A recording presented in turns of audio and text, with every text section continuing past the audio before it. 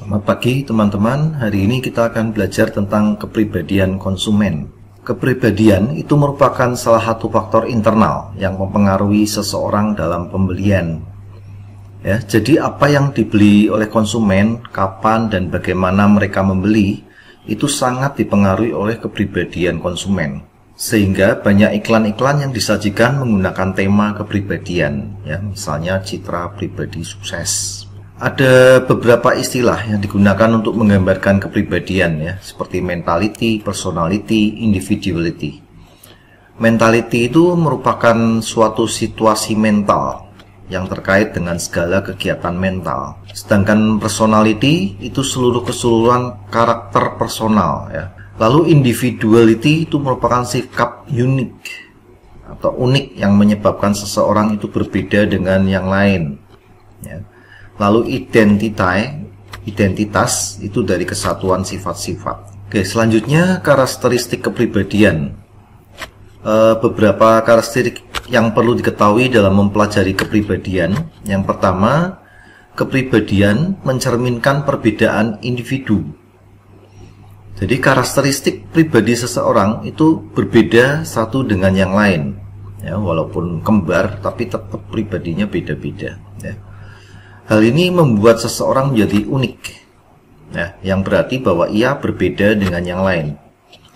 Dari berbagai perbedaan inilah dapat dilakukan segmentasi yang dapat menjangkau berbagai permintaan. Ya, ini awalnya kenapa perlu segmentasi, ya, karena tiap individu, tiap konsumen itu memiliki pribadi yang berbeda-beda. Lalu yang kedua, kepribadian cenderung konsisten, ya. Kepribadian seseorang biasanya cenderung konsisten dalam waktu yang lama, ya, sehingga marketing dapat memprediksi perilaku konsumen berdasarkan kepribadian yang dimiliki.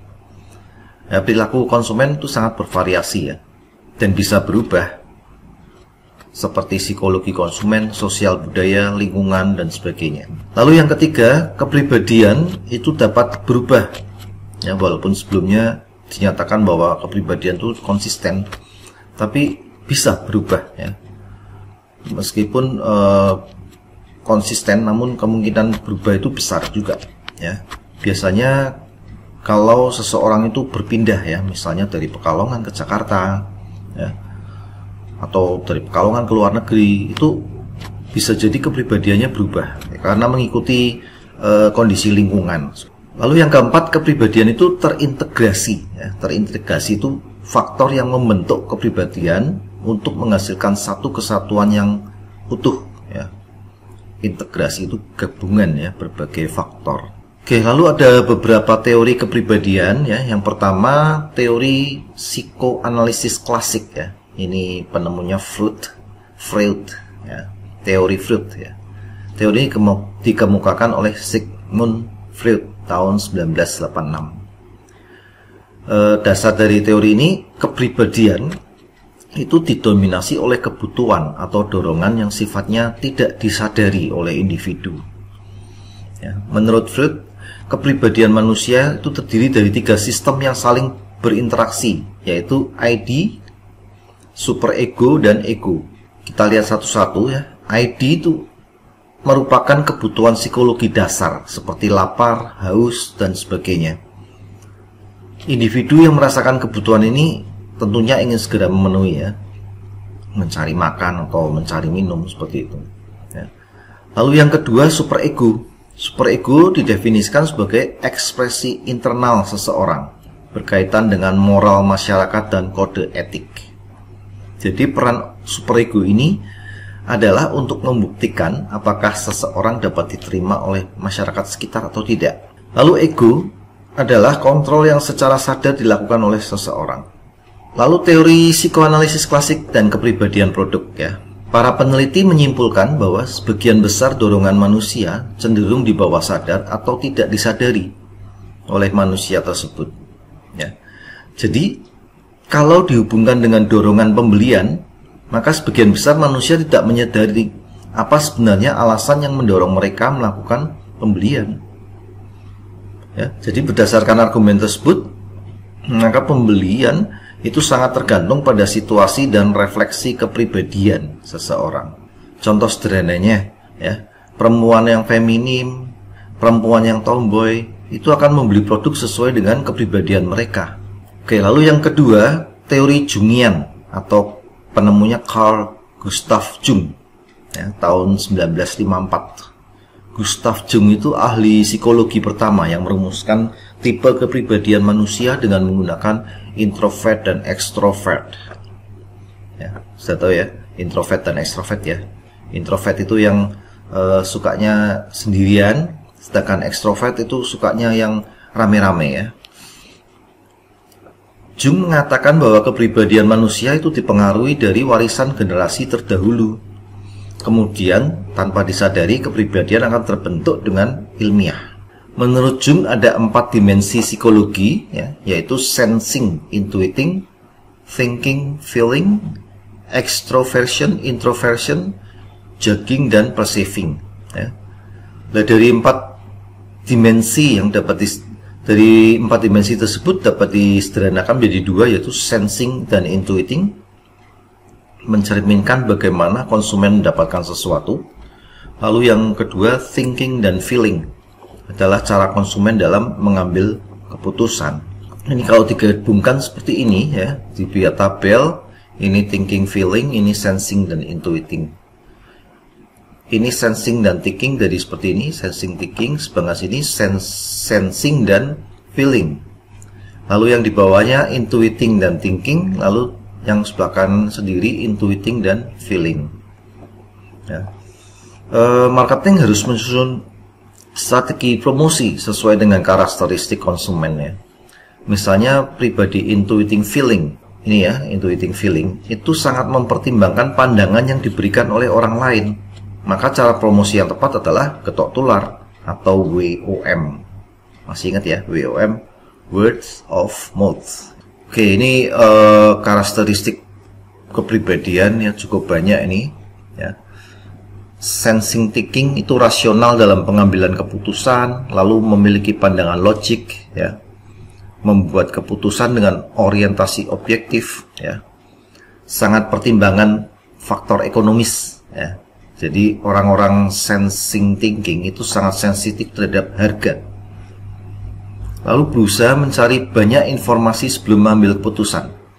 Ya, jadi sebelum membeli itu biasanya orang sensing thinking ini mencari info sebanyak-banyaknya. Karena dia ingin mendapatkan harga yang paling ekonomis, lalu juga menghindari risiko-risiko, jangan sampai salah beli. Ya. Lalu memiliki motif materialistis individu. Ya, segala sesuatu diukur dengan materi. Ya. Semuanya materi. Ya. Lalu cepat dalam pengambilan keputusan. Oke, lalu yang kedua, sensing feeling. Ya, ini panjangannya empirik, lalu lebih didorong oleh nilai pribadi daripada logik. Ya.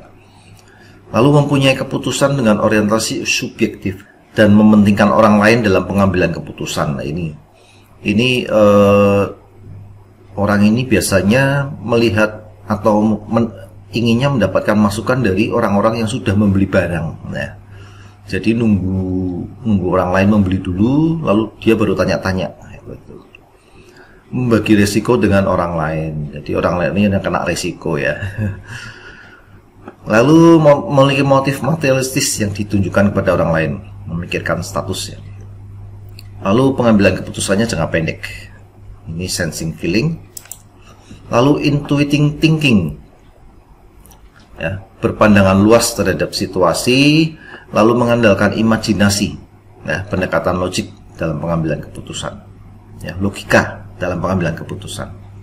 Lalu memiliki imajinasi banyak pilihan dalam sebuah keputusan ya, jadi untuk membeli sebuah barang itu biasanya dia mencari informasi dari berbagai produk ya, fasilitasnya apa dan sebagainya ya. Lalu mempertimbangkan pilihan yang ada dengan menggunakan akal ya. Jadi karena pilihannya banyak ya, dia menggunakan akal ya, misalnya HP, fasilitasnya gimana, harganya gimana, seperti itu. Lalu berani mengambil risiko ya. Lalu mengambil keputusannya jangka pendek ya, intuitive thinking. Lalu intuitive feeling ya, berpandangan luas terhadap situasi, lalu memiliki imajinasi terhadap dalam banyak pilihan dalam sebuah keputusan, ya, seperti tadi. Lalu sangat mempertimbangkan kepentingan orang lain, lalu tidak terlalu sensitif terhadap harga, ya. Berani ngambil resiko dan cenderung mencari resiko. Wah, ini cenderung mencari resiko, ya. Tidak memiliki batas waktu dalam pengambilan keputusan. Oke, lalu yang ketiga, teori Neo-Freud, ya, teori berlawanan dengan dua teori sebelumnya yang mengatakan bahwa kepribadian sangat didominasi oleh insting dari dalam. Ya. Menurut teori Neo, ya, kepribadian justru sangat dipengaruhi dan ditentukan oleh hubungan sosial dan lingkungan. Ya. Mungkin masuk akal, ya. Jadi kepribadian itu sangat dipengaruhi oleh teman-temannya, lingkungan hidupnya, tetangganya, seperti itu, ya. Jadi lingkungan yang membentuk pribadi seseorang. Jadi lingkungannya yang membentuk pribadi. Misalnya orang tinggal di Jakarta dengan kesibukan dan stres yang tinggi, itu akan memiliki pribadi yang berbeda dengan yang orang yang tinggal di Pekalongan, ya. Orang Pekalongan lebih santai dibanding orang Jakarta. Anda bisa lihat kalau punya teman Jakarta datang, wah, itu pemikirannya luas, geraknya cepat, seperti itu. Karena biasa dengan sibuk dan stres yang tinggi. Lalu teori trait atau sifat bawaan, ya. Trait adalah ciri atau karakter yang membedakan seorang dengan yang lain secara permanen dan konsisten. Ini dikemukakan oleh Gordon W. Allport tahun 55. Menurut teori ini, kepribadian seseorang itu sangat dipengaruhi oleh sifat pembawaan sejak lahir. Memang betul, ya, orang sejak lahir itu pasti punya sifat, punya kepribadian, ya, dari lahirnya. Walaupun faktor lingkungan mempengaruhi, tapi menurut teori ini kepribadian yang dibawa sejak lahir itu lebih dominan.